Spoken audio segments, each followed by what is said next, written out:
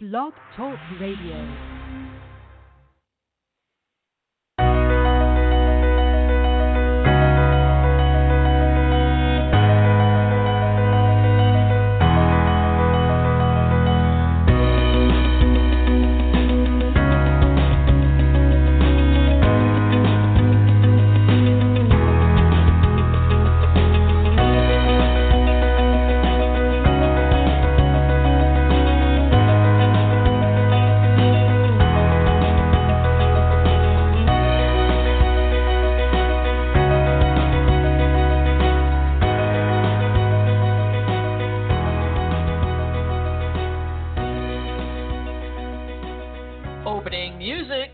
By bensound.com. Welcome everyone to today's Earth Energy Forecast Show on this Tuesday, January 14th, 2020.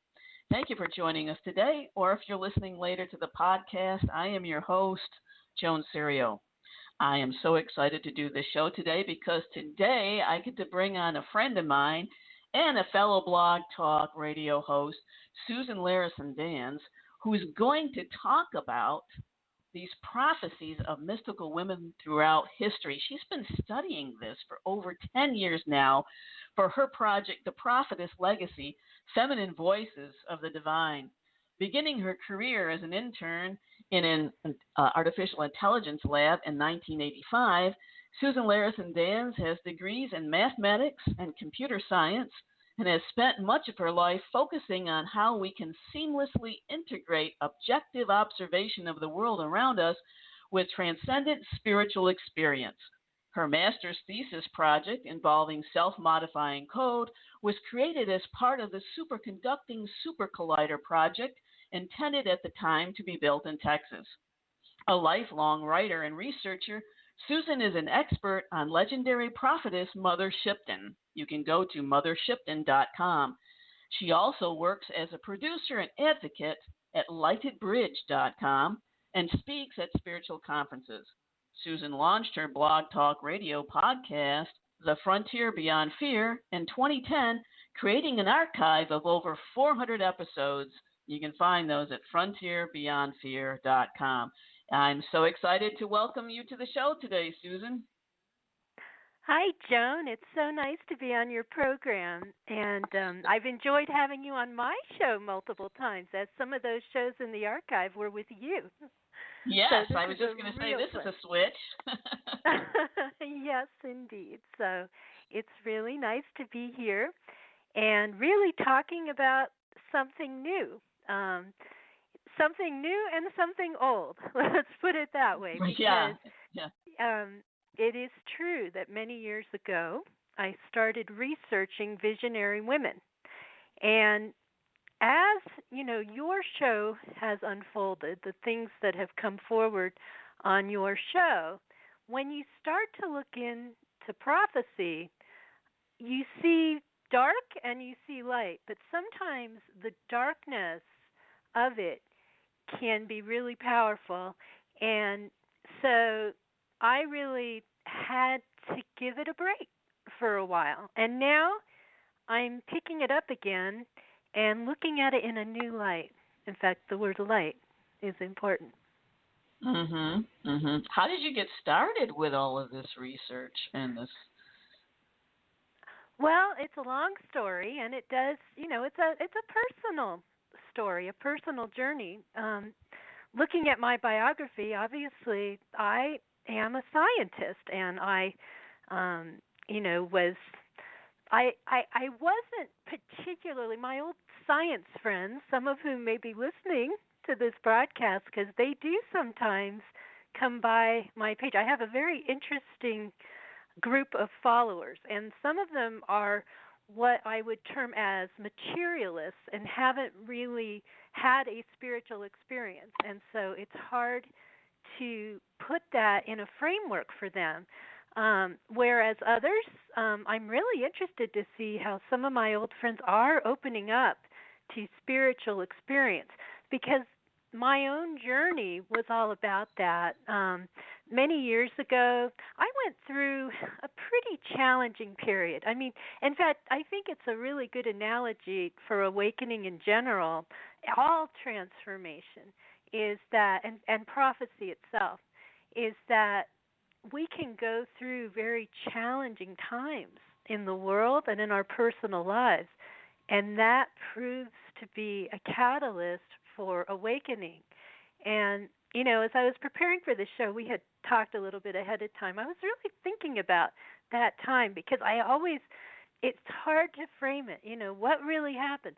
A lot of things happened. And part of it, I had a medical health scare that led me to ask to be shown the way, basically, because when you come face to face with your own mortality, I had been raised in an evangelical home. I also, was open to other things. When I used to go to camp for evangelical camp, I would sneak down the mountain and sit under a tree. And, so I wasn't totally engaged with that, but there were a lot of fears that came from that. And, there certainly is a lot of prophecy related to the end times with which I was well versed in my childhood. And even later when I dabbled in it. So anyway, to make a long story short, part of my awakening and what prompted this, oh my goodness, it was like a perfect storm. I mean, that's what I decided today as I was thinking about it. A perfect storm caused me to essentially have serious sleep issues. That's what happened. And through sleep deprivation, and during this period, I mean, there's just so many things. I hit my head. It was very Dorothy-esque. I didn't sleep for a long time, multiple days. It was like a vision quest, and I myself opened up to the visionary realm. That's what happened. I had always had vivid dreams all my life, some of them lucid, and still do. In fact, I had one last night about an earthquake, but they were dreams. And visionary experience, I needed to study it, but I was as cautious about delving into it because it was so personal as really looking at what happens to people. And one of the things that we don't really think about unless we're in certain cultures spiritually is there has been a long history of people wanting to induce visionary experiences. And one way certainly was through a vision quest and depriving yourself of sleep. But there have been other ways, of course, that people have and still do. And when we do this, and I'm not necessarily advocating for this. In fact, my path now, because this was many years ago, really is about staying grounded and having just an intuitive connection. That's where I need to be with it right now. I don't need any more of, the fireworks, the more elaborate visions. Right. And some of the women we're going to talk about, you'll see they were nuns. They were having ecstatic experiences. I mean, this goes all the way back to ancient times. And, the mystery schools, and then many indigenous cultures as well. We have looked for this, and we are wired for this under certain circumstances. And I think that part of my own journey with this is to come to a greater understanding of that. And, even in my own family, ironically, I was not a part of this, but I am the granddaughter of an Assemblies of God street corner minister. And he was really old by the time I'm one of the latecomers in my family. And so his influence, it was only on part of the family. And yet what's interesting about that is in our culture today, there are people seeking visions, certainly within the evangelical community, but also in other communities, indigenously, in the so-called New Age community, everywhere. So maybe even for myself, as it's a continuing journey as I work with this, it's good to see that we need to really take a look at what's going on. There have been some scientists who have come, like in the 60s, people were making discoveries. I mean, they were making scientific breakthroughs. Tesla, many years ago, claimed to have seen a vortex of light. He had visionary experiences. And yeah, and so I think we need to really look at the nature of human consciousness. That's what we're talking about. Right. Yeah. What is available to us is far greater than we realize, and on the edges of that can be these powerful experiences. However, you really need a shaman or you need a guide. In the ancient world, you had guides. In indigenous cultures, you had guides. In our culture, we've cut ourselves off from everything. We've cut ourselves off from all the ancient tools or knowledge, and so it's not so easy. And scary at times. Oh, it's terrifying because anyone who talk to the people, I use this as an example because it's true. I mean, talk about people going on trips in the 60s, for example. Right, yeah. They encountered darkness and light. And the same thing is true for any type of visionary experience. And for me, and my own history, we're really talking about, this happened in 2003. Which seems to have been a powerful year for a lot of people. I've talked to other people who said things happened to them in 2003. I don't know what there's something for you to research, Joe. What was going well, on? Well, right off, I can think of it's a 5, and there's a lot of change that comes with the number 5. Well, but, it was, and it was powerful. Really the things leading up to that. I mean, 2001 was a tumultuous year for us all. I mean, our foundations were rocked here in the U.S. and outside of the U.S. Oh, and then definitely. So this really, for me, was a relatively short period after 2003, and I could spend all day long on the whys, except to say that it happened. And one of the things I will share that only now, which is so incredible, that right before this show, I would take the time, because I've been working with this. Part of my personal journey is to work with what happened back then and better understand it. I saw a vision of a tornado. I saw that vision as clear as day. I saw it. I heard it. I felt it coming. I literally heard people preparing for it. I heard everything that had to do with this tornado. And at the time, I told my friends, I was starting to get some more, actually a variety of friends of different spiritual backgrounds. And we didn't know if it was in the future or the past. And in some ways, I still don't know that because tornadoes can follow a similar path. But somehow, during the 2017 anniversary of this tornado, which happened in 1957 in the Kansas City area, I have just verified that I saw it exactly where it was. I was looking out the window at it exactly where that tornado was.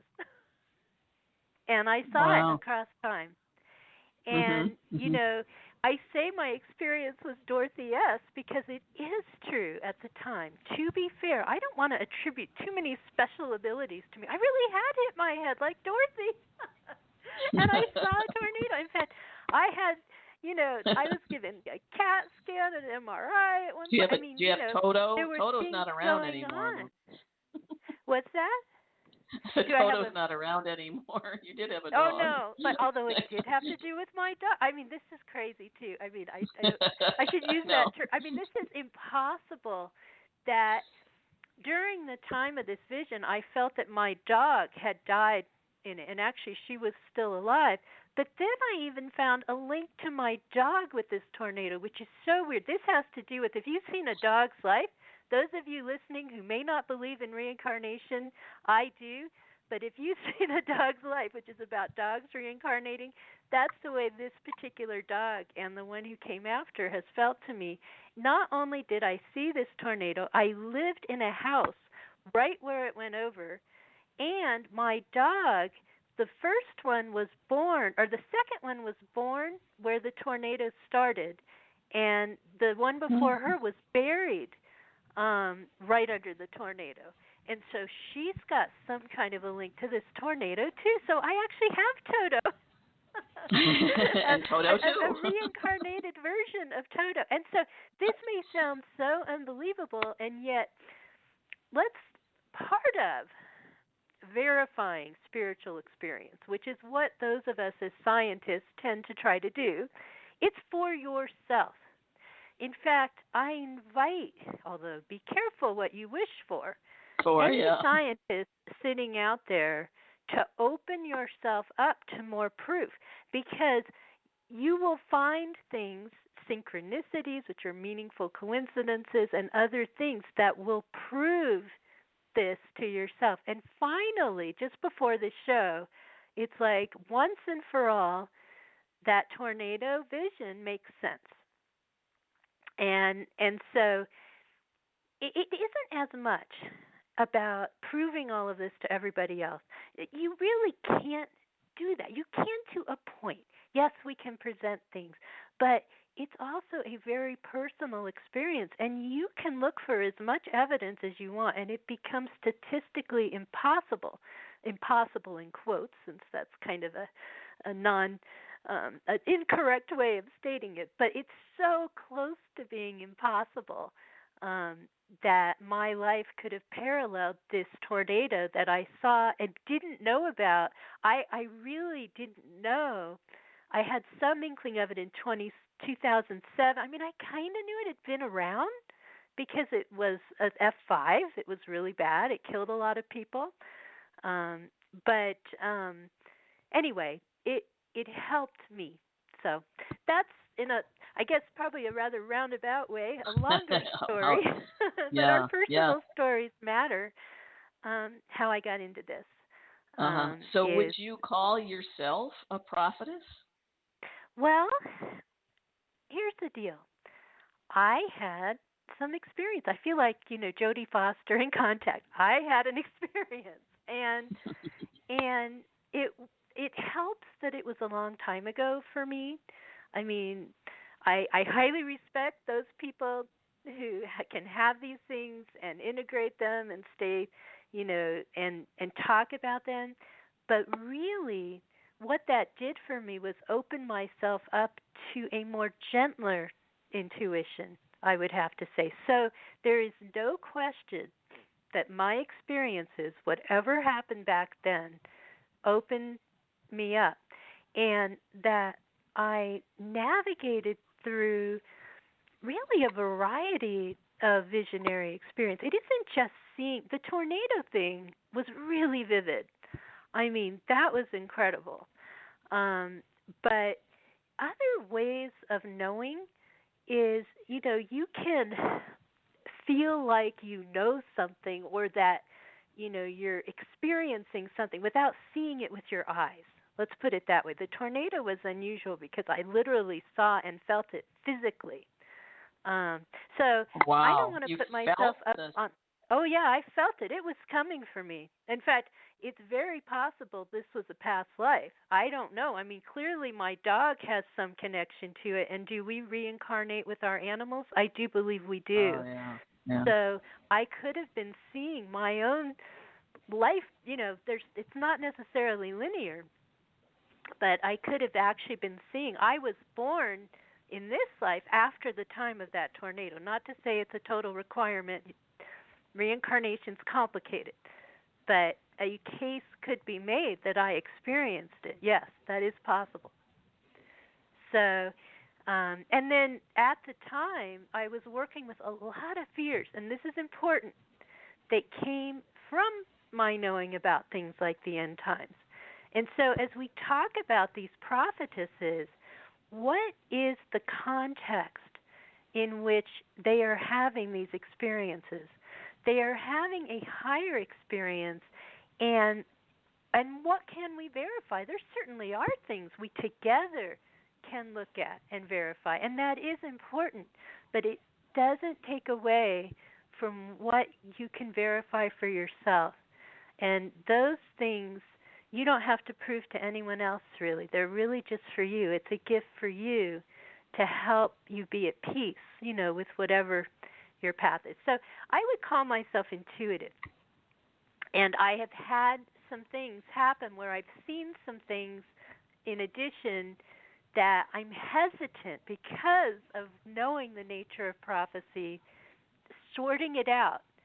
Even the tornado, was it going to happen or was it in the past? That wasn't clear. It really, a mindful person who has an intuitive experience like this, you don't want to scare people. I mean, really. You don't want, because what if you're just working through your fears? Vision quests are like that. You encounter your fears. Mm-hmm. You do. So, yeah. As much as I'd like to say that all of these prophetesses and what they're saying, actually I don't want to say that it's all true because some of this is really dark. But we as a culture like to put people on a pedestal who provide this kind of information. We have always sought it. Even the ancient oracle, we've sought it personally. We've sought it for cultures. We've sought it when we used to go to war. I mean, we live in a totally different time now where only a small segment of the population, but maybe bigger than we think, is still looking at prophecy. Because I come from that evangelical culture and still have, I'm still surrounded by it and interested in what is being said in terms of prophecy, I know there are a lot of people, and they're listening to this show. I know from my own show, The Frontier Beyond Fear, I often speak to people of different spiritual backgrounds, and that's a sizable group of people who believe in prophecy. So, but I think they would also respect a person who isn't going to rush into saying, listen to me, because you're not going to get that from me. You're just going to get, what can we look at together? I'm not going to put myself on a pedestal and tell you, like some kind of an oracle, this is going to happen. Because I had my own experience that I'm sorting through. Now, some of these women did. These women, their words were reported, and there are a lot of interesting things around the women, and I chose to study women in particular just because I felt like they hadn't been studied enough, and I personally related to some of their stories, and so it's what this is that I'm creating.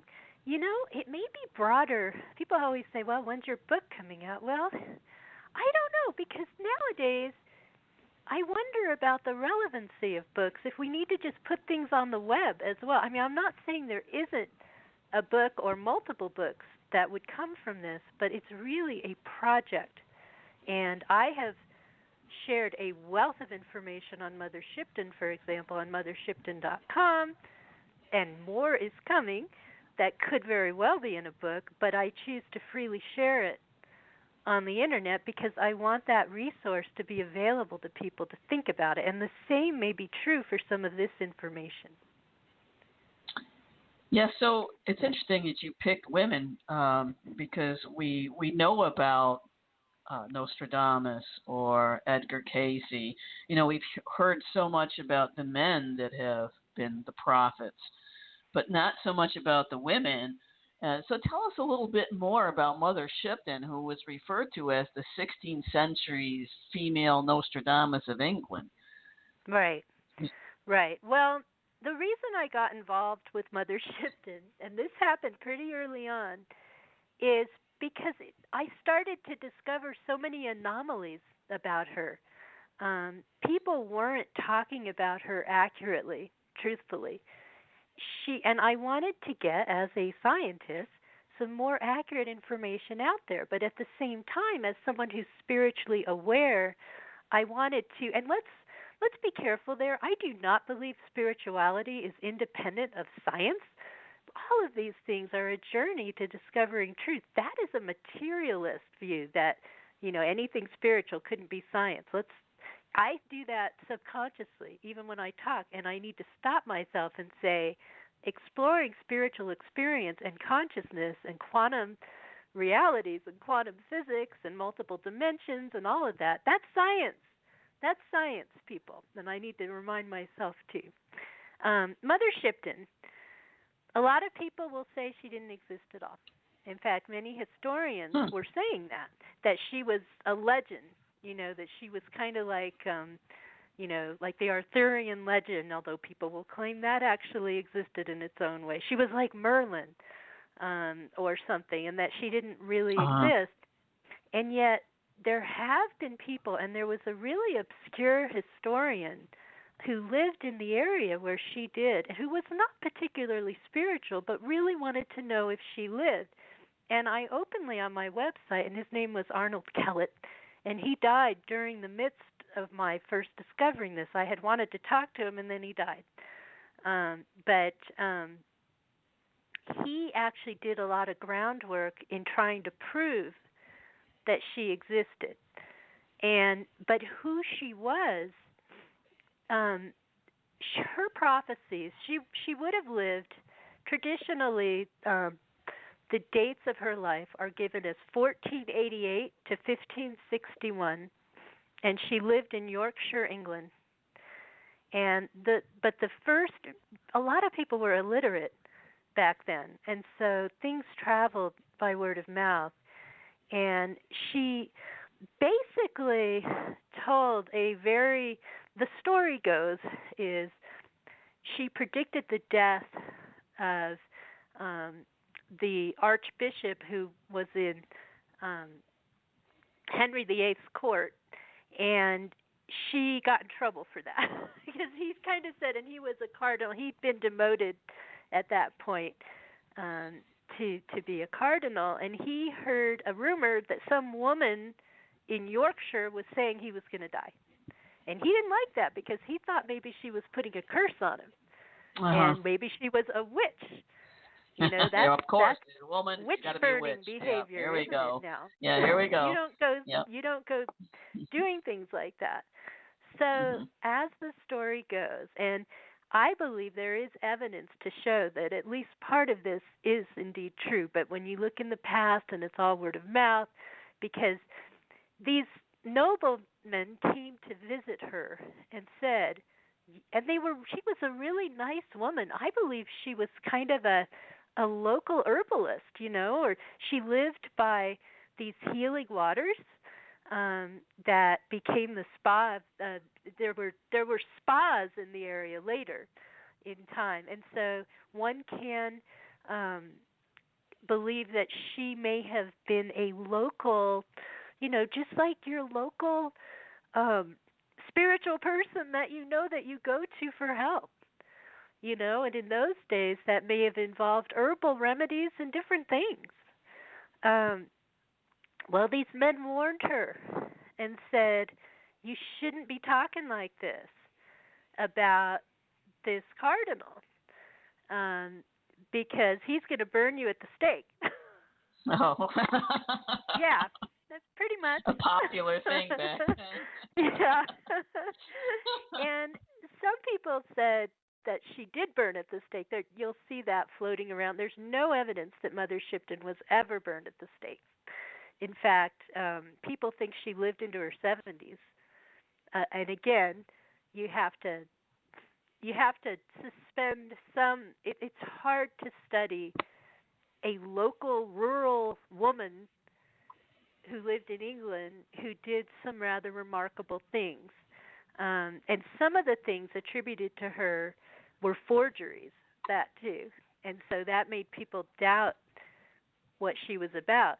But way back then, she did accurately predict his death. He did die. He died of dysentery, this cardinal. And not only that, when she talked to these noblemen, she predicted their deaths and things that would happen to them. And that came true. And some of that's some of my own research, too, is I've really looked at some of these prophecies. Some of it has been done ahead of me, and I've I attribute that. But other things, I've really tried to look at some of these prophecies and better understand what happened to these people. Could she have been right? And I'm not going to get into all of them because we'll spend the whole time on Mother Shipton and not the earth. But it's important to say that there were things that happened that led people to believe in Mother Shipton.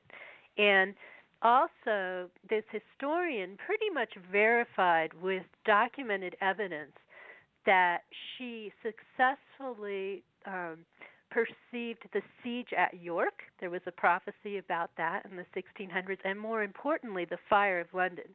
And there's an amazing story about the Fire of London. Now, Nostradamus also predicted the Fire of London.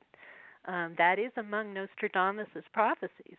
But Mother Shipton, it is said that people believed so much in Mother Shipton's prophecy, when London caught fire, they got out of there because they said Shipton said it's going to burn to the ground.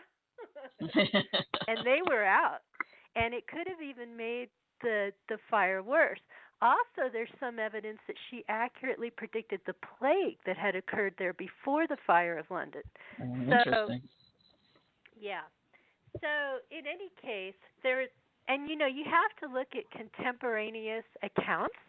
There was a ship's captain in his log during the Fire of London. He was out on the water, and he said to his crew, "Shipton's prophecy is out," while he's watching London catch fire.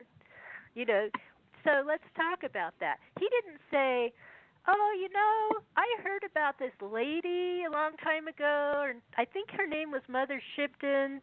No, all he had to say was Shipton's prophecy was out. In other words, everybody knew who this was. It's like, oh my God, the city's burning, and this is a verified account that he said that. And let's be clear that her name wasn't. She may have had a relationship to marrying Shipton. There's this reference to Shipton's wife in history, but her real name was, we believe, Ursula. And the earliest account of her name, which nobody believes, and this is another thing I explore on MotherShipton.com that nobody else has really talked about, but to me it made sense. They called her Soothtel. And what I believe, look, in those days, think about names like Miller and Carpenter and, names that are what you do. Right. Yeah. What you do. Smith. Why would it be so implausible that her last name would be Soothtel? Yeah. Because maybe that's what she did. He was a soothsayer. Yeah, we are so there's a bias that we all have. And I even those of us who've had spiritual experiences, we kind of discount it, and we really need to think about how in history and even today, as much as many of us want to deny that spiritual experience is alive and well today, it is alive and well today. And many people in different ways in their own fashion participate in a spiritual path of one kind or another, and whether it's through a religion or something else. And back then, attributing her name, Soothtel, to me is not implausible. Whereas some people had said, "Oh, come on, you mean to tell me she'd be called Soothtel? That has to be made up." Actually, if anything, it's probably true. Yep. So, okay, let's jump ahead. I'm looking at the clock, although we're doing pretty well. Okay. So I know you have a lot of information. Let's talk. Yeah, there's a lot of information, and there's more. What about to the unfold. world? What about prophetesses have talked about either the end of the world or something that has to do with our time now? Well, before we leave Mother Shipton, let's jump over to some of her prophecies. Now, some of these, the weirdest thing about Mother Shipton is people who forge on her behalf have a tendency to be prophetic too. I do not know. Not everybody, I'm sure, but there have been people who have discounted some of these because of the potential of them being a forgery. And so part of my study of Mother Shipton and also others who have studied her is not to quickly dismiss or state definitively some of the things. But I used to talk on Mother Shipton, and I'm jumping ahead in my lecture here that I used to give. And I, in my notes, for example, there's a prophecy. This may, again, it's hard to say. There are those who say that this may have originated later. Even if it did, it's an important prophecy. Is She talked about a fiery dragon crossing the sky, or this prophecy had to do with a fiery dragon crossing the sky. And I wondered, it said for 7 days and 7 nights man will watch this awesome sight. And before that it says mankind will tremble and frightened be for the 6th herald in this prophecy. So, and some of these were biblically related. And so I wondered if it could have referred to a solar flare.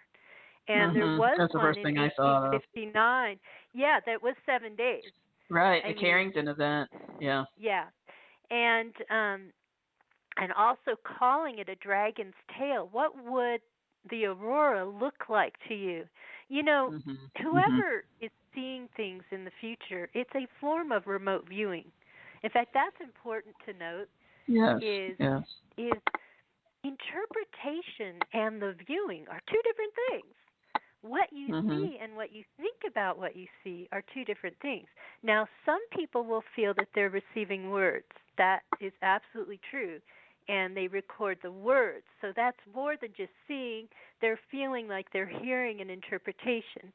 And you can objectively consider, well, did that interpretation come from their background, or did it really come from spirit? And, you just have to flow with this and see what you see. Another prophecy that I thought was interesting, and again, we need to be careful here with Mother Shipton, because a number of people have tried to attribute things that are oddly prescient to her. And some of the research around her is trying to find those sources. And unfortunately, Kellett, who was looking into this the most, died before he could convey some of that material to people. So this is an ongoing investigation. Another thing that's floating around there, the tides will rise beyond their ken to bite away the shores, and then the mountains will begin to roar and earthquakes split the plain to shore. So that's very relevant to some things I know you've been talking about. And flooding, and I could see the first one. Actually, the first one would be the cause of the second one. I had Ben Davidson on from Suspicious Observers talking about the micronova event that Doug Vogt also talks about, and so during that super flare or that micronova that comes from the galactic sheet passing through our galaxy and into the sun, and then all these charged particles come at us, that we would have a huge flood on one side and, probably frying on the other side, and earthquakes, and all of that would happen. Definitely. Yeah. Well, before we go to, this is what led me to be, this is challenging and this was back in the 1600s, for us to explore. Right? Well, this particular set of prophecies, again, they can't be, they're still being examined. They, at the very least, though, according to Kellett, they could have come from a forger in the 20s. But if they did, a lot of this hadn't happened then either. I mean, this is still important. Right, because he was trying to verify that. So we need to be a little careful with Shipton, just because it is an ongoing research project. This is really serious work to figure out who said what. How is it that forgers, who some of whom were verified, got some things right? How did they do it? And that's interesting too. But in this particular passage, and then I'll jump to something else, going backwards, sort of confirming what you said, this passage starts, it's a rather long passage, but let's go backwards in it a little. It says, "For storms will rage and oceans roar when Gabriel stands on sea and shore, and as he blows his wondrous horn, old worlds die and new be born." This gets really interesting later, especially since basically this could not have originated later than the 1920s, is what Kellett was saying. And that's important because some of these things they could still be predictive of the future. Okay, let's see. There's one part in particular I find interesting that even if they were talking about this in the 1920s, I'm amazed by. And those that live will ever fear the dragon's tail for many years, but time erases memory. You think it strange, but it will be. And before the race is built anew, a silver serpent comes to view, and spew out men of like unknown to mingle with the earth now grown. I'm getting over a cold. Now I cough. Well, Maybe now I'm not I should have supposed to Krista share Burno this. back on from talk about the ETs. Yeah. Yeah. Literally losing my voice here. Cold from its heat. And these men can enlighten the minds of future man. To intermingle and show them how to live and love and thus endow the children with the second sight. Wow, I don't know why I'm losing my voice right now. This is a real prophecy, but it may not. It goes back to the 20s at the soonest, or a natural thing, so that they might grow graceful, humble. Maybe it's humbling to lose my voice. And when they do, the golden age will start anew. I have had a cold, but it's held up right up until this time. So what this was talking about was this a sign for a more enlightened age? And now I'm going to jump to something else totally. Well, wait a minute. You have a question first? That silver serpent. I mean, were they? Oh yeah. I think that's what you said. Was that the mothership that came here and? Well, it is possibly. mothership, isn't it? It's the mothership in the game. But here's the deal with this prophecy. I'm getting my voice back. Good. Maybe it's so powerful I can't speak it. Right. When the historian who surfaced this died, there was another Mother Shipton expert who I was talking to at the time, who had written a more spiritually oriented book. And he actually wrote to the wife to try to find the pamphlet this was in. The wife of Dr. Kellett, because we're trying to find it. He claimed, and I believe him, he was a real historian who worked as a professor, that he saw it first in a 1920s pamphlet from an evangelical group. And so even that group, in my mind, would not have been talking about this. Not normally. This is a really unusual thing for anyone to be talking about, and I agree. You can draw lots of conclusions from that. It also talks about an enlightened age, and it talks about things that normally evangelicals wouldn't talk about. Truthfully, having come from that background, they don't usually talk about, like, indigo children or enlightened children of the new earth or things like that. And yet this originated a long time ago, and I do believe him that at least in the 20s. And, his thing was he believed these people were forging in Mother Shipton's name. I mean, that is true. This is where we get into the forgery business. And I could go on all day about some of the other prophecies that predict things like telegraphs and Actually, all right, we'll do this really fast because otherwise we'll be on Mother Shipton the whole time. I'm Yep. jumping to a different lecture that's a survey, and it's quicker because I kind of stepped through it really fast in that one instead of my Mother Shipton lecture, which is very detailed. Okay, for example, around the earth thoughts shall fly in the twinkling of an eye. That particular prophecy is believed to have been forged in the 1800s, but before there was a telegraph. Carriages without horses shall go, and men shall fly as birds do now. So there are things that refer, and you'll see these particular prophecies floating around.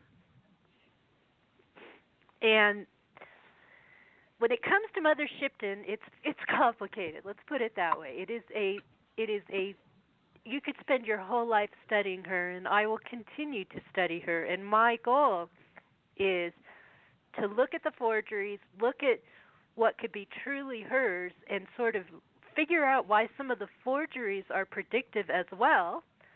And which is we interesting. can learn a lot there. And obviously the one I just shared about the serpent is really interesting.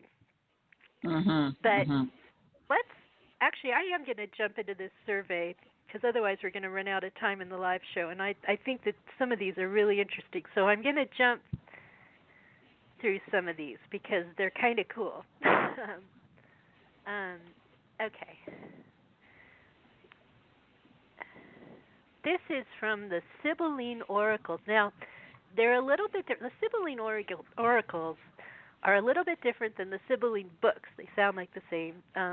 There were these. The Sibyl of Cumae wrote a number of prophecies. Those were around 500 BC. But this particular set. Oh yes, this particular set is from the 2nd century to the 2nd century BC to 6th century AD. Some of these are dark.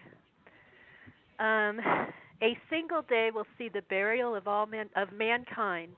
All that the long forbearance of fortune has produced, all that has been raised to eminence, all that is famous and all that is beautiful, great thrones, great nations, all will descend into the abyss, all will be overthrown in 1 hour.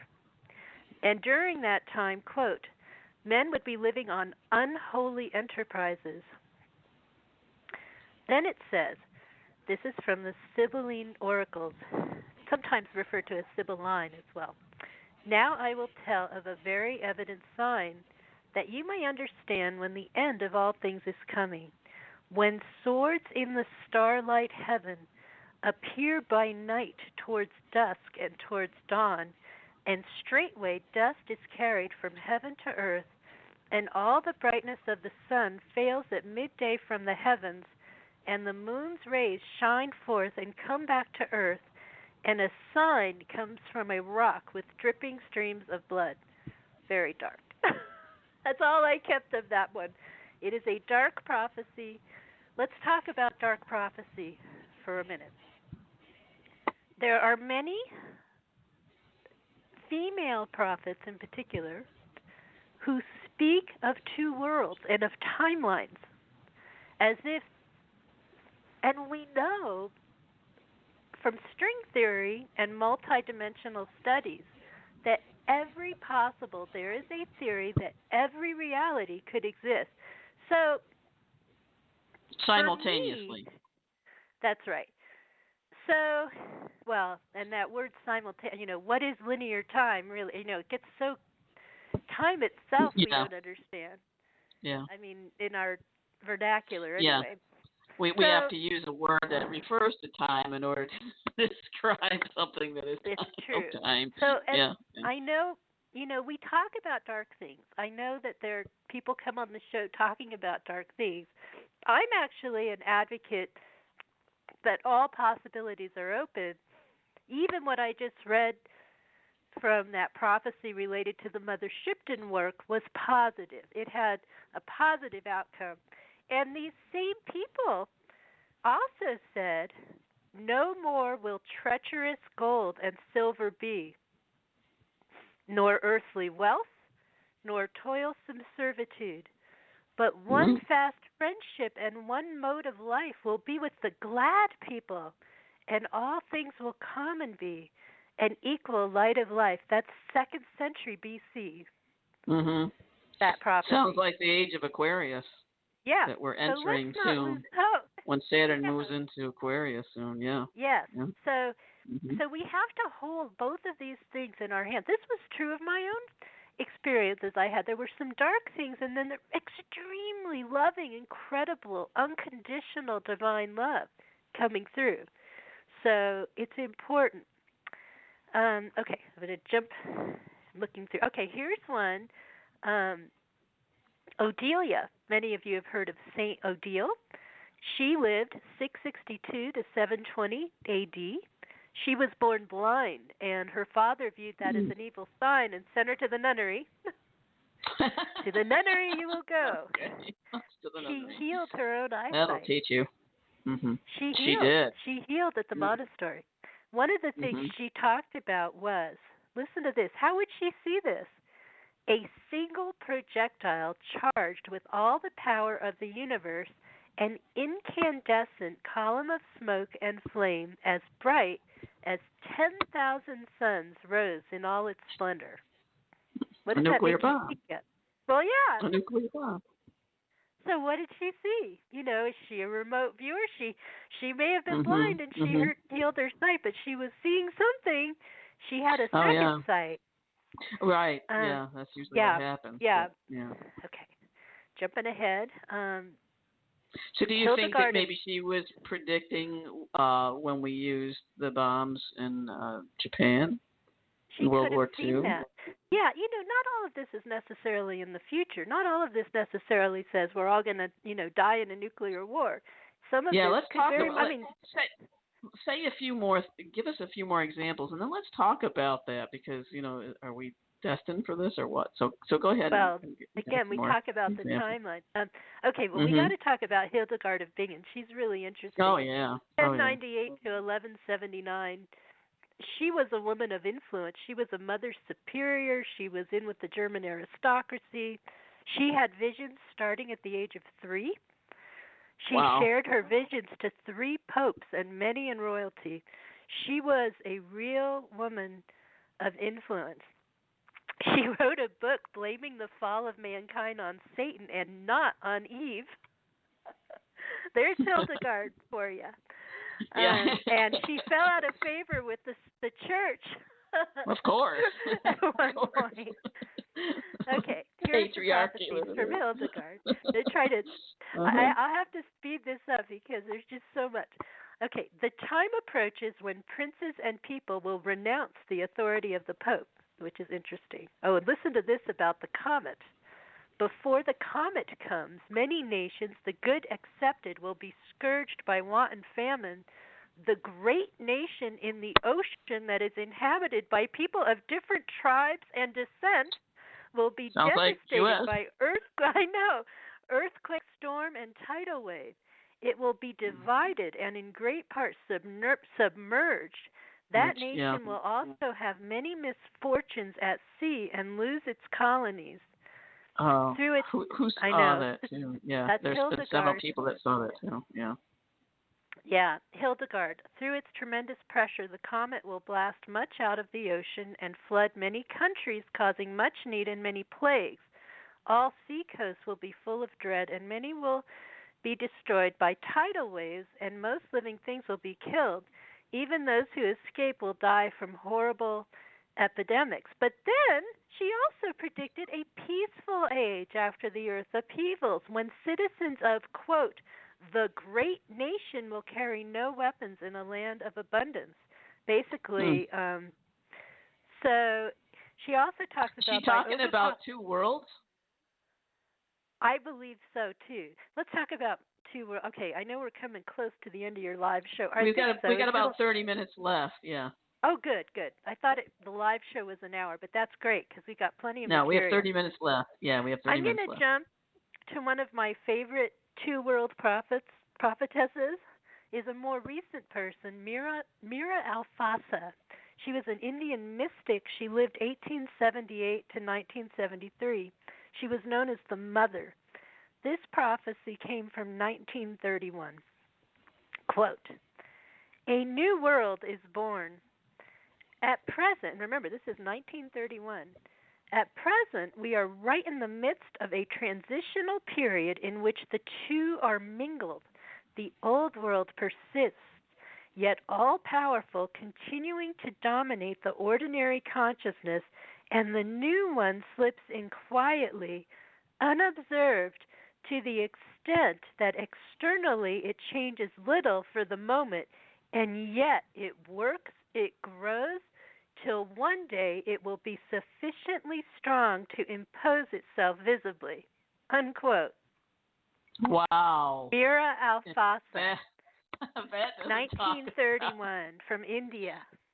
Yeah, going from 3D to 5D, a lot of spiritual teachers are teaching right now that, yeah, we might have these two worlds, the new earth, that may be coexisting right now. Yes. Wow. Yep. That's why when we look at these things, and remember, everything does exist. I mean, that's the interesting thing about multidimensional theory. Everything exists.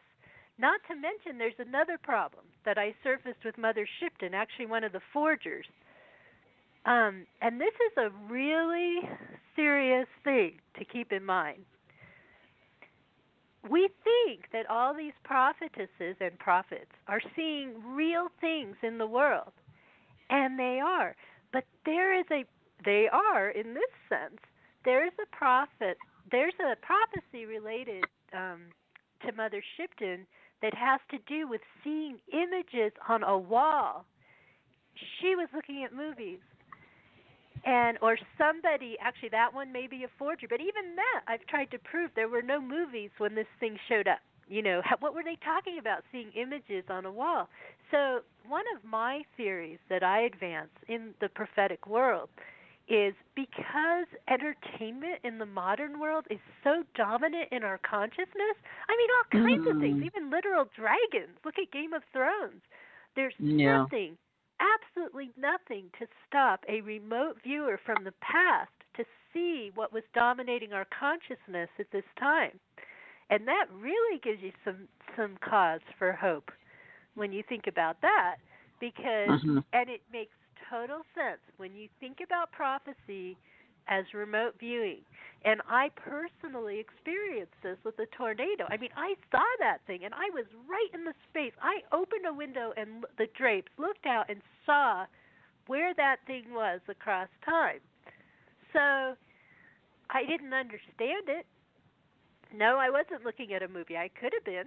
So, you know, we really have to be honest with ourselves about what's going on here? We're scientists. What's happening? Does it mean that it's all false? They're just watching movies and that's it? No.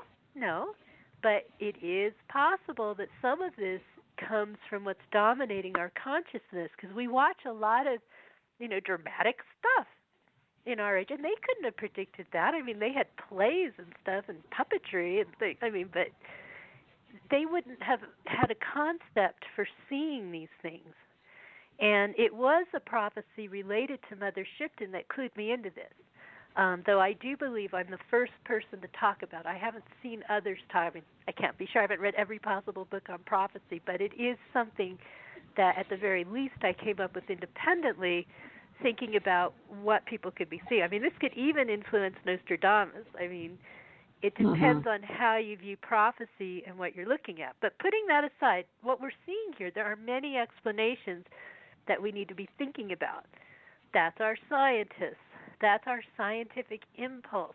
That doesn't take away the higher transcendent things going on. I mean, I have a personal intuitive connection that has surfaced things. I mean, Joan, even in the last week I surfaced something pretty much impossible and really fast. There are things really that happen. And you can't explain it. And so there is spirituality. So let's not go too far down that path and throw the baby out with the bathwater. But let me jump around a little more, see what else I'm missing. Cold's acting up. It's interesting about what you're bringing up, because there's no way they could have known about nuclear weapons or these, perhaps the mothership or other things, and yet they describe it to a T. Yeah, exactly. And I'm losing my voice again. Oh no. Well, I take told you I had your a time, cold. get some water. Yeah, Well, get I've some got it. water, Whether I no say it problem. back. Excuse me. I have had this cold coming into here, and it's so typical. That's symbolic of the nature of prophecy, how it gets scattered, kind of. It's like it's not just this clear scroll laid out in front of us. All right, let's see. What else do we have here that I can. Some people just had ecstatic, mystical experiences. Okay, I'll try to say this. If I lose my voice completely, we'll have to continue another time. Anna Maria Taigi, 1769 to 1837. She had many visions. I found this one interesting. She lived in 1769 to 1837. Think about this. How would she know this? She talked about a darkness that came upon the earth. During this darkness, artificial light will be impossible. Only blessed candles can be lighted. Tell me why someone who lived between 1769 and 1837 would be talking about artificial light. Yeah. So did she see an EMP? Or, a Carrington event would very much cause that. Mole Pitcher was a very famous, she's known as the Sybil of the American Revolution. She told George Washington, long after you are dust, you and your wife shall reign as king and queen in the hearts of your country's people. She lived 1736 to 1813. She said, horses will be kept for pleasure and ornament, nothing more in the days to come. Mhm. Magdalene Porzat in the 1850s, quote, it is a grand epoch which is going to commence. The elect living upon the earth should, through spiritual electricity, elevate themselves in order to go forward. Behold, hear the fire from below for burning and changing everything. Behold, hear the fire from above. The love of God comes to embrace and transfigure the world. Since I am as I am, I see nothing else before us but union and universal fraternity. All men are in reciprocal love. One helps the other. They are all happy. She saw this in the 1850s. Did she see light beings, spiritual electricity? What is that? Interesting. She could have been seeing auras. It's hard to say. Now, Helen Blavatsky, lots of writings there, 1831 to 91. She talked about an age of light. She said that now you got to be careful with Blavatsky, because some of this can be interpreted offensively, and I'm not intending that at all. I'm just quoting something she said. The new races, some of this was used by the Nazis, so let's be careful here. Let's think of it more as a higher, all of us together as man and womankind and everyone else. We can't say that anymore. All of us together. Even now, under our very eyes, the new races are preparing to be formed, and that is in America that the transformation will take place. It has already silently commenced. It will be altered in mentality and will move toward a more perfect spiritual existence. And she also talked about, this is Blavatsky, whatever plane our consciousness may be acting in, both we and the things belonging to that plane are, for the time being, our only realities. As we rise in the scale of development, we perceive that during the stages through which we have passed, we mistook shadows for realities, and the upward progress of the ego is a series of progressive awakenings. each advance bringing with it the idea that now at least we have reached reality, in quotes, but only when we shall have reached the absolute consciousness and blended our own with it shall we be free from the delusions produced by Maya, which is illusion. Right. That's Blavatsky.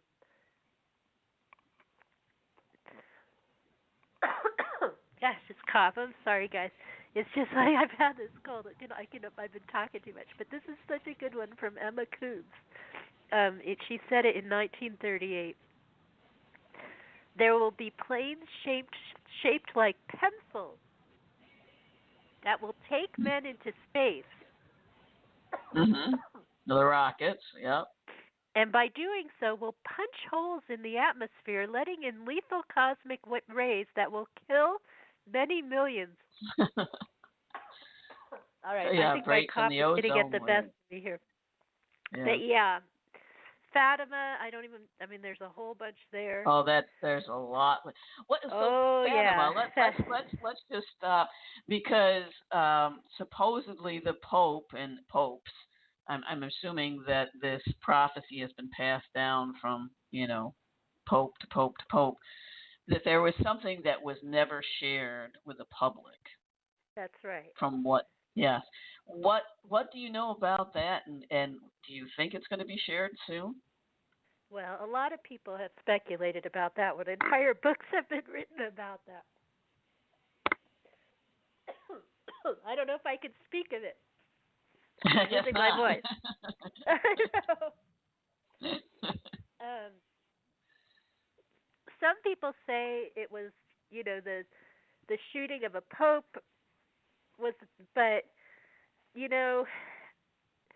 I think it's all speculation as to what it was. I mean, it could have been anything, and we don't know. I mean, some people claim to know, so I don't want to take that away from them. I mean, have written about it, but I cannot speculate as to what it was. I do consider, because Lucia was the head child, essentially, and became a nun. I consider this part of the Prophetess Legacy because she was age 10 with her cousins, her young cousins, when they saw a lady of dazzling light, smelling of roses, is what they said. And a lot of things have been manipulated too. I mean, one thing that can happen with prophecy is it falls into, the hands of the church, and then they want to mold it to what they want it to be molded to. So you got to be careful. Madam Sylvia, I'm going to jump around a little more, and then I'm going to lose my voice if I don't watch it. I just want to get this out because there's so many cool things. Early 20th century, Europe will become a unity of one nation, not many nations anymore. There will be different people and different souls, but not nations. I see one banner, white, in the middle of Europe, a tower. The map of Europe, white, not bloody anymore. The heart of the world is broken, yet it rises anew. I cannot understand it. That's Madam Sylvia. Oh, that was interesting. Yeah. Isn't it? With the euro and, yeah. Mm-hmm. Yep. Ruth Montgomery has a lot of interesting things. Listen to this one in 1985. Now, I don't know if this could have been known in 19. She actually talked of a pole shift, so you really should study Ruth Montgomery, and I probably should too. She said there would be violent alterations in weather patterns. She did foretell, by the way, Richard Nixon's re-election and his resignation.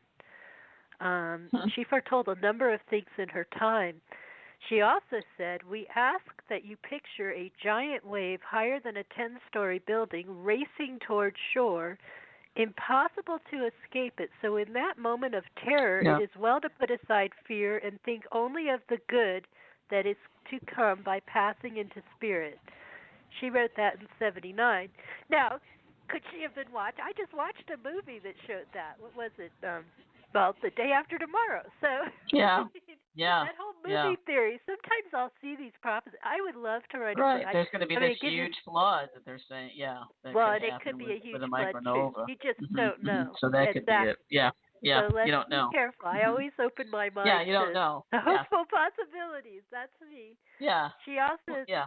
she she said, quote, in 1985, Russia is devising an electronic system that will be able to knock out U.S. communications at the press of a button. Oh, So good. that could be interpreted in a lot of ways. Ways, yeah. Or She knock out also U.S. elections and press the button. Go ahead. she said, yep. Thus it will be one government Yep. and one world, and the new currency to be introduced will be usable everywhere, anywhere.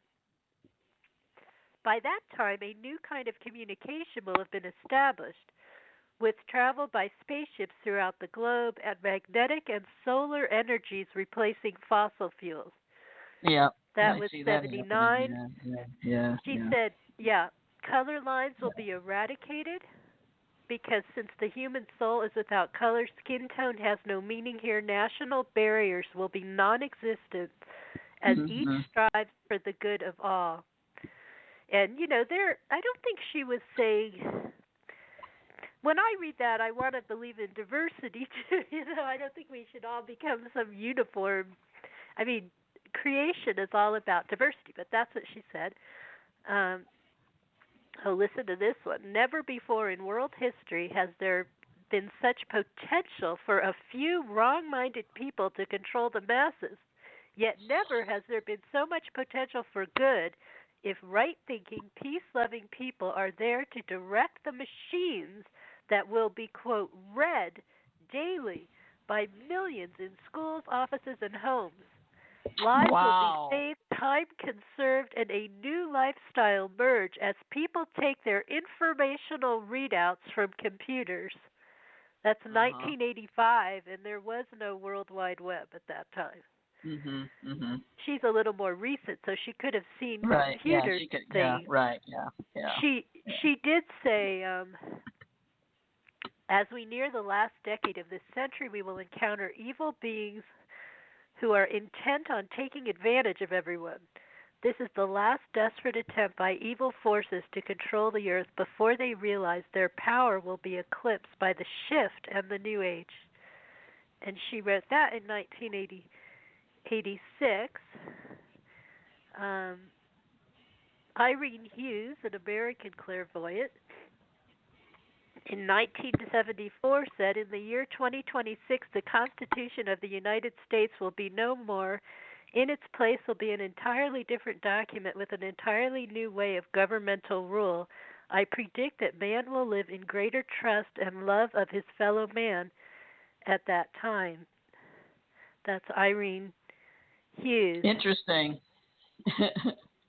Okay, I know Yeah. I'm With still jumping turmoil here. I that we're guess we still going have in. time. It's We fun got to about jump 15 around, minutes left. actually. Yeah, I know. I'm almost done jumping. Annie Kirkwood, um, quote, the time is drawing near when you will be shaken and frightened. This was in a book published in 1991, so this is more recent. Not Okay. because of punishment, but to renew the land and the minds of mankind. The real tragedy during this time would be to lose one's spiritual growth. The planet Earth is being bombarded with forces which will cause it to change its direction in relation to the universe. In future time, man will be as different from the man of today as you are from the caveman.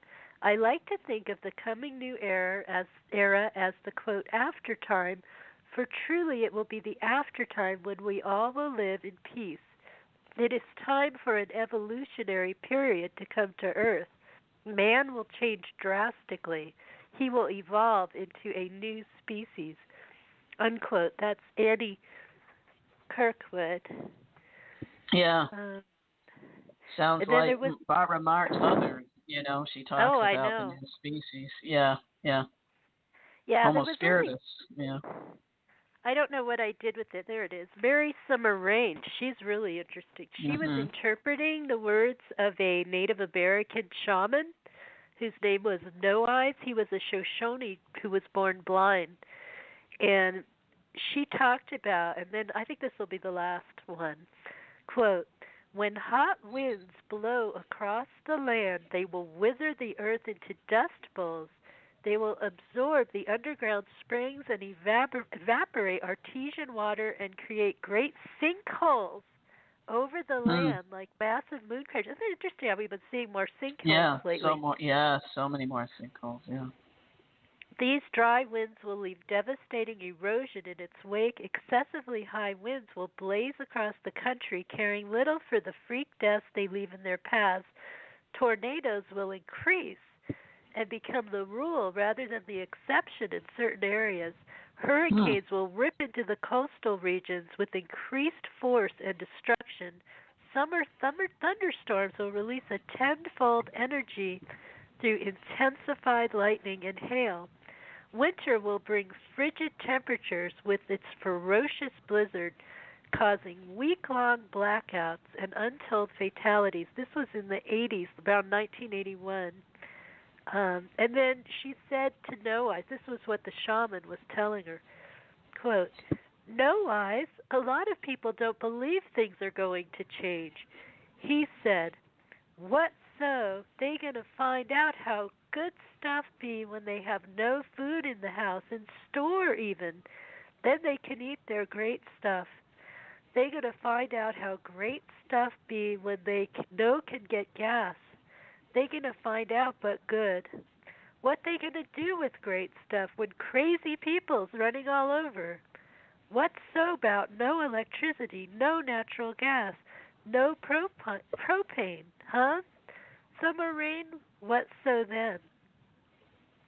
So he was talking to her, and she was his conduit about, we're so reliant. This is an important point. We're so reliant in our modern world on things that can so rapidly disappear. And, Right. Yeah. one One of solar flare gone.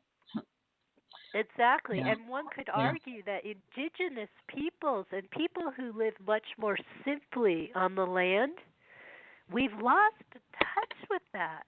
Mhm. And, this may bring us full circle because one of the things I saw towards the end of my time, and how did I see this? It was more not visually. I didn't see something like right in front of my eyes. It was more like I felt this coming through to me that there could be a time where we would have to live, or it was an alternative timeline. I wasn't sure.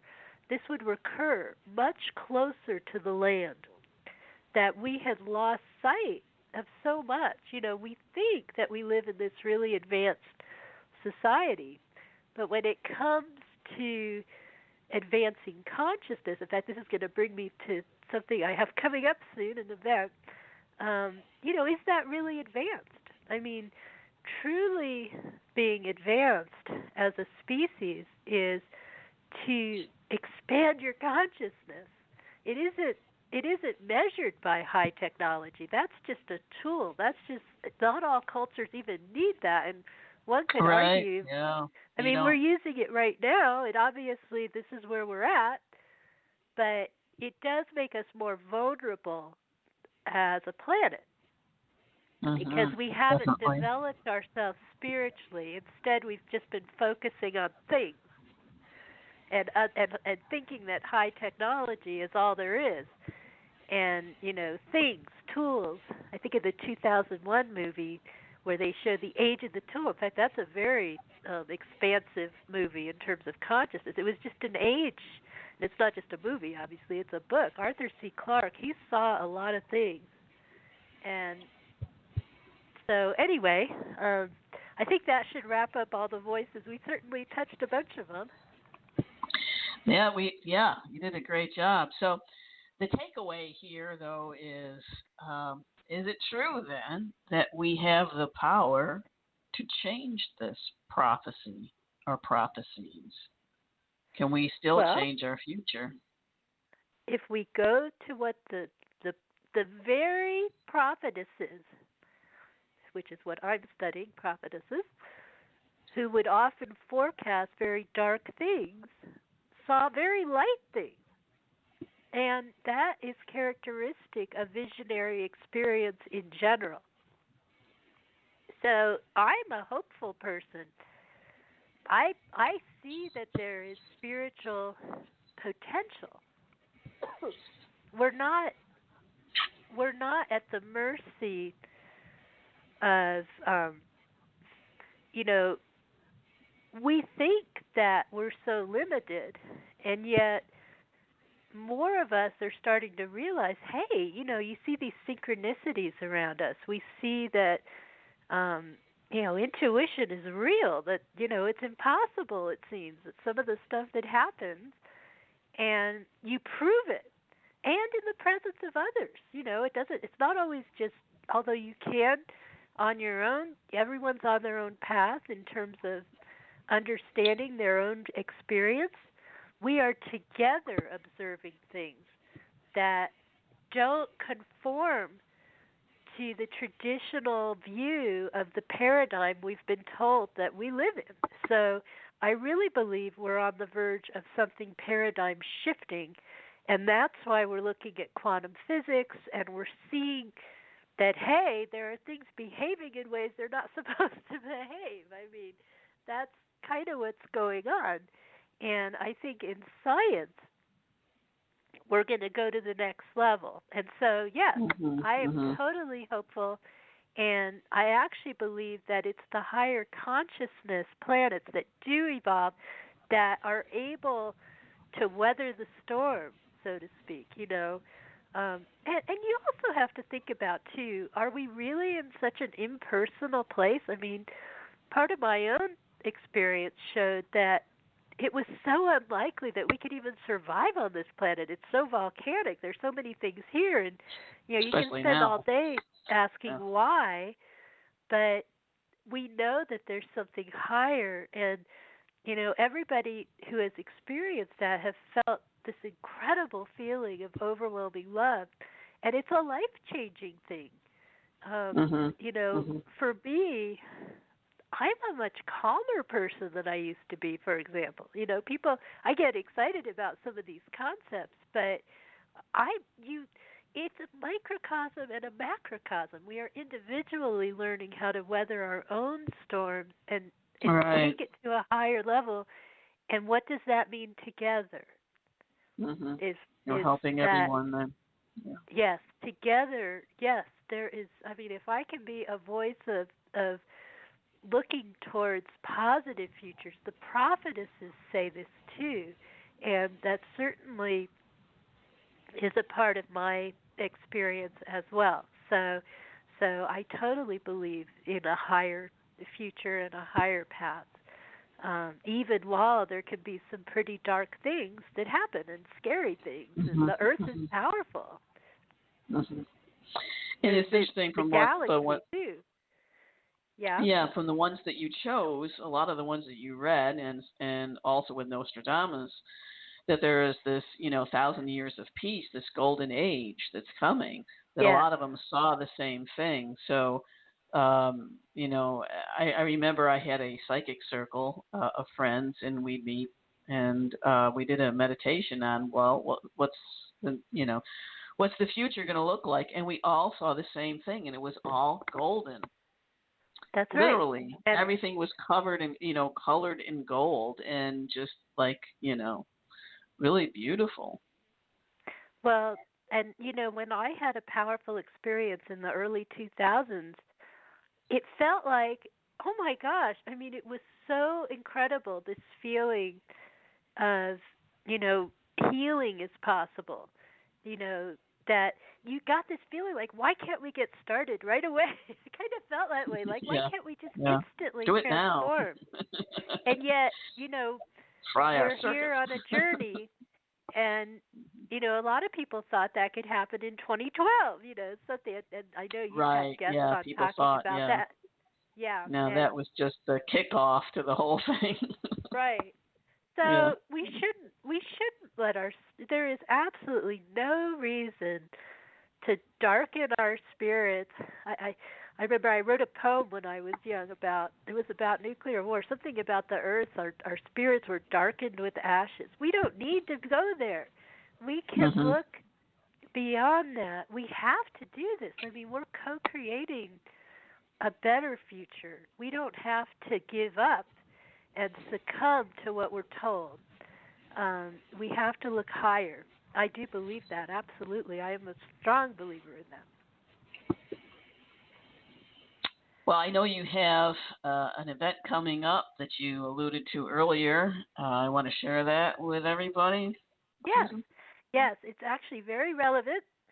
If you happen to find yourself in Los Angeles for the Conscious Life Expo, I will be talking about these things, not specifically the prophetesses, although I may mention that in my talk. I'm giving the talk, my talk is Sunday, February 9th. I don't have it in front of me. I should have written it down. But, yeah, Sunday, February 9th at noon, and it's in person at the Hilton LAX. It's not online or anything. Some of the expo is going to be online, the big keynote speakers. And I'm doing a free talk, which is free with purchasing admission to the expo. So you can just come free to my talk after you get in.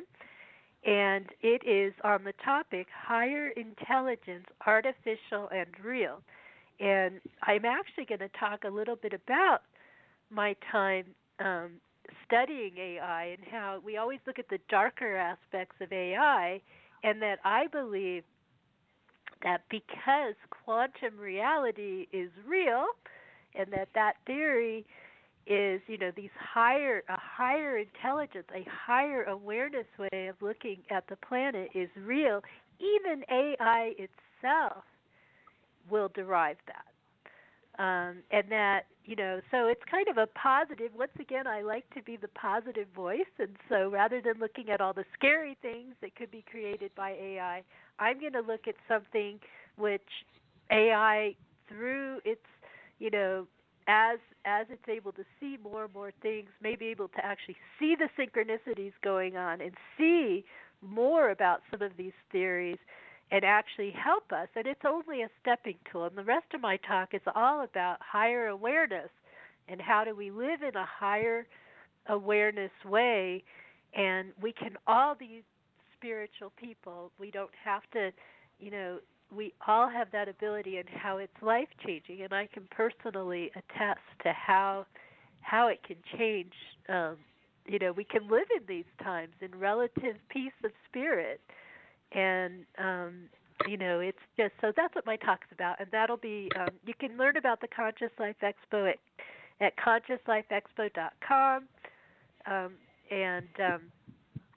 I'll also be posting it on I have a Twitter page. It's Bridge Builder. Anyway, go to frontierbeyondfear.com. That's a good site that links to my various social media.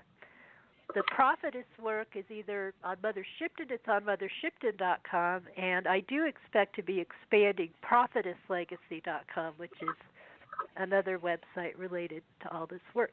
So anyway, I really appreciate being on your show, Joan. It was a lot of fun, and I somehow lost and found my voice, which is also symbolic. Yes. I'm glad I could talk through this. We have these things happen as human beings, like colds and things that come upon us, but I'm really glad I was able to come on this show.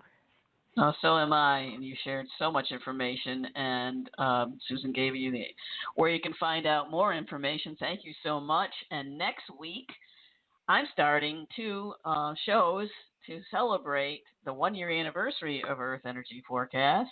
So next week, I'm going to have as a co-host Jane Reading, and we're going to have them answering. I'm going to have guests answering the question, what can you do for yourself and Mother Earth in 2020? And I'm going to have Beth Hagins on, Jude Valentine on, and Jean Manning on, a show not to be missed. And then the following week, another anniversary show. So thank you so much for tuning in today. Thank you again, Susan. Much love to everyone. Take care and enjoy the rest of your Tuesday.